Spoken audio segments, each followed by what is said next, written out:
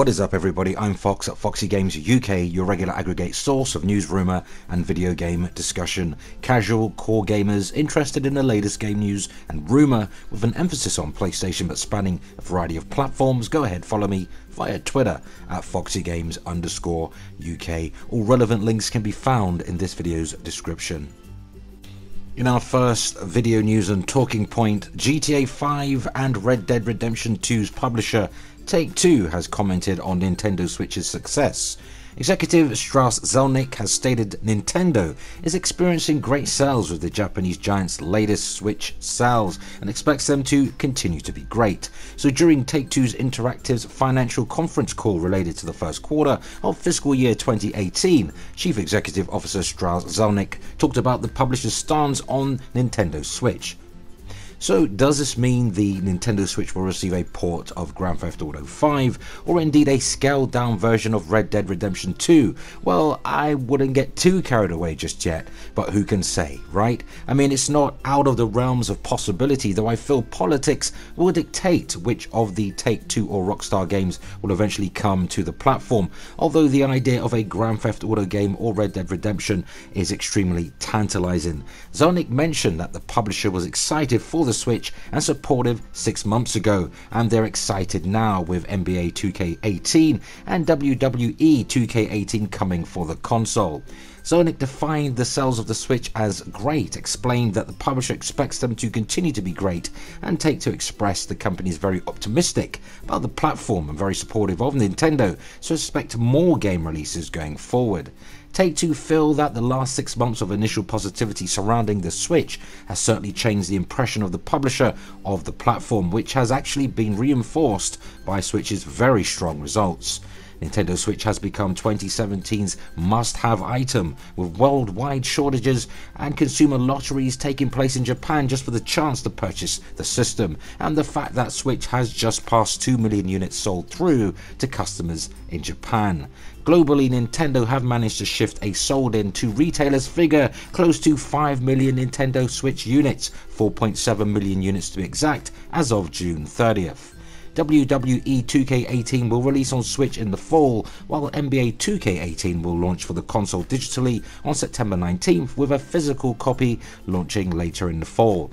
An LA Noire remaster is also rumoured to be in development for Switch, a game that would certainly be perfect fit for the platform. Take-Two themselves recently said, and I quote, "We don't focus too much on platform exclusivity and wants their products on many platforms." It's certainly encouraging that Take-Two see huge potential in Nintendo Switch. Fans of the hybrid home, tablet and portable console are hopeful Rockstar will see fit to release some of its staple games on the device. As a fan of the original release of both LA Noire and Red Dead Redemption back on PlayStation 3, you can expect Foxy Games UK to share more as and when details are made available. And in other news, the success story for Sony this generation continues and knows no bounds. Sony's PS4 is bang on track to become Sony's best-selling console of all time. Yes, it's possible PS4 could surpass the mighty PS2's life-to-date sales metric. That's if PlayStation 4 sales trends continue as they have over the past 3 or so years. With 63.3 million systems shipped worldwide, there's no question that PS4 is dominating the entirety of this console generation, thanks largely to Microsoft's botched Xbox One launch, but it's still surprising just how phenomenally well the console is selling, even after 3.5 years on sale. Year-to-year sales continue to surpass even Sony's expectations. In a recently released Q1 2017 financial report, Sony revealed that the PS4 shipped 63.3 million units worldwide. Now for reference, this is more than the Wii U, the original Xbox and the Nintendo 64 each sold in their entire lifetimes. Quite astonishing.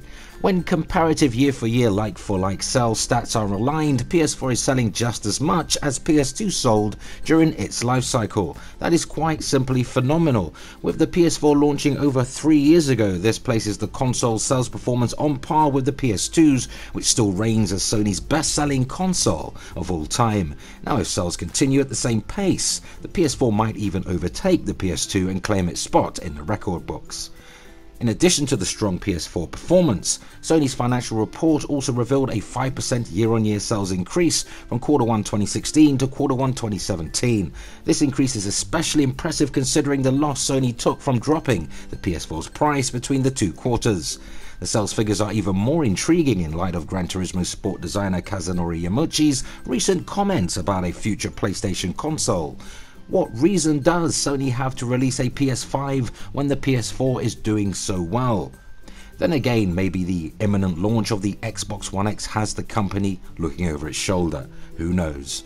But I would like to see a Sony that no longer chases being the absolute most powerful console of future generations and focus on continuing to release incredible games, and it always has to be about the great games. Nintendo stopped chasing power years ago, and look how awesome Nintendo's and third-party Switch games look and perform.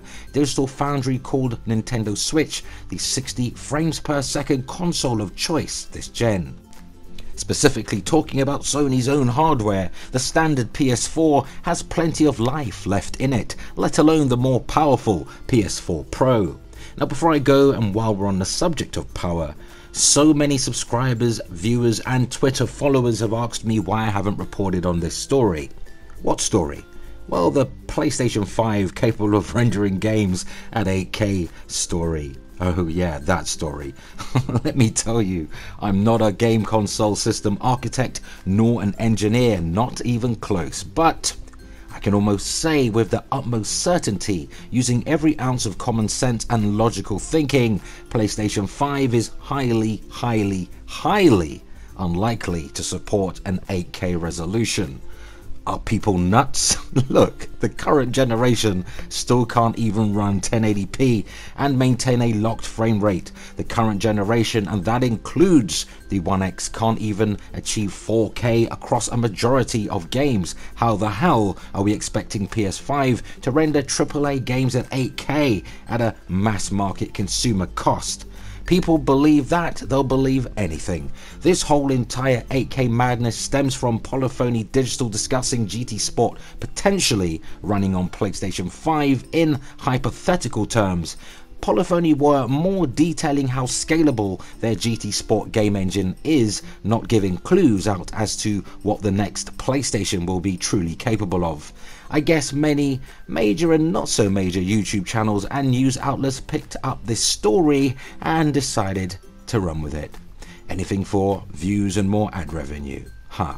Anyway, that brings us to the end of another video. Be sure to share your thoughts in the video, comment on any of today's news pieces, and as usual, if you found any of the information in this video at all useful, go ahead and hit the like button, and if you haven't already, subscribe and share the video.